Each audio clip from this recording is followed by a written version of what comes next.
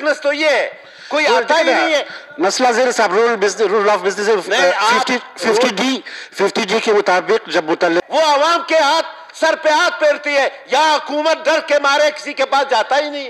कोई आपको कहा जाता है वहां पर, जाओ उन टीचर्स के पास, जमीन के पास जाओ, क्यों डरते हो आप लोग? ज़ेर साहब बैठ जाए बस, ये गलत बात है।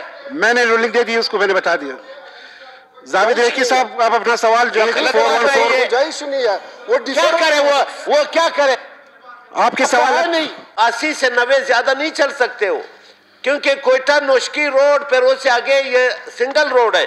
मैं तो जनाब स्पीकर आपकी विसासत से मैं हुकूमत से रिक्वेस्ट करता हूं इस मसले पर कि हमारे वज़रा साहिबान बैठे हुए इस पे आप कमेंट्स करें हमारे सामने, उनके पास दिल गमराजी के लिए जाए।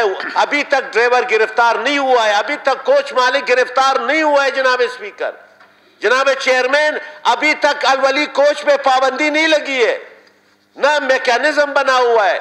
तो मैं आपकी विसासत से वजीर दाखिला साहब इस पे कमेंट्स करें और कम अज कम फौरी तौर पर अलवली कोच को इसका बंद किया जाए और इसके साथ पूरी कमेटी बनाई जाए।